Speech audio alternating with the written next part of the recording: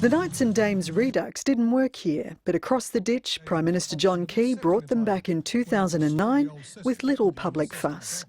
Mr Key also managed to jack up New Zealand's GST rate without a major political storm. The Turnbull government backbencher says today the Kiwi brand of GST might be the antidote Australia needs to fill its big revenue holes in the budget. I think we have to change. I'm committed to change because we're not winning at the moment. We are counter-incentivising people working hard. We are encouraging tax minimisation by companies moving it between entities. So that's part of the attraction of a broad-based consumption tax. Dr Gillespie asked the Independent Parliamentary Budget Office 4 months ago to do the numbers on an NZ-style GST. The rate there is 15% and it applies to 97% of consumption. Our rate's 10% and covers 47% of consumption. Copying New Zealand would raise an extra $65 billion a year. Dr Gillespie says the extra money would be split, with $28 billion given away in personal income tax cuts. $7.3 billion would be spent compensating those on welfare payments. $6.5 billion would go to those on aged pensions. Payroll tax, insurance and motor vehicle duties would be axed. But it would mean things like basic food, health, including private health insurance and education, are included in the goods and services tax. The Treasurer, Scott Morrison, says it's an extreme example.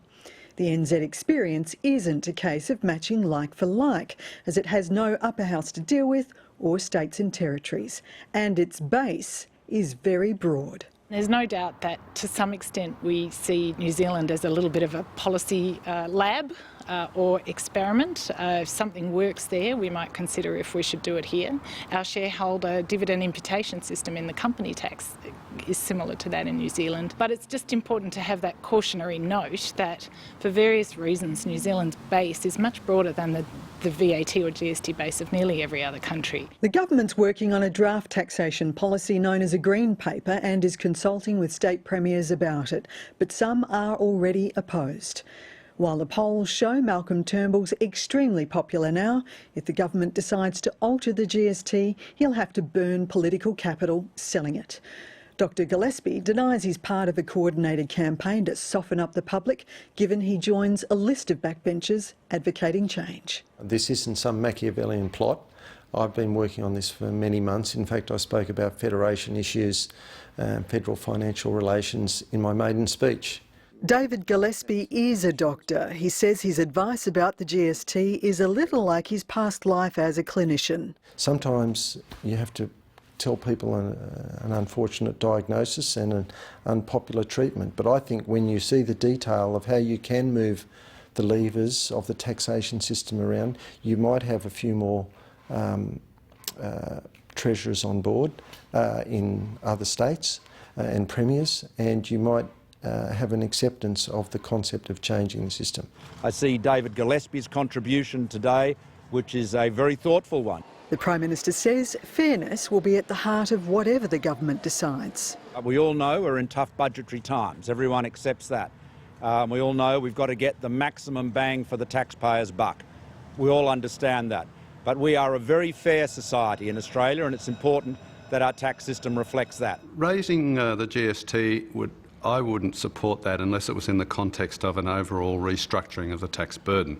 So offsets in, say, company tax and personal income tax so that the overall burden of taxation wasn't increased.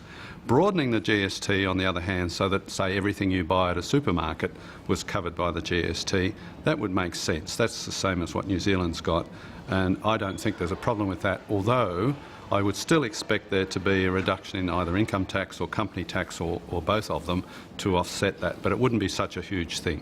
It's assumed a change would be taken to an election for a mandate. It would also need Senate crossbench support, as Labor's opposed. I will recognise a coalition mandate as long as it's not directly contrary to my own party's principles. So I've said I'll never vote for an increase in taxes or reduction in liberty. And provided those 2 points are not offended, then yes, I recognise the coalition's mandate. If they have a mandate for reforming our tax system and there's no increase in the overall tax burden, then I'd certainly respect that.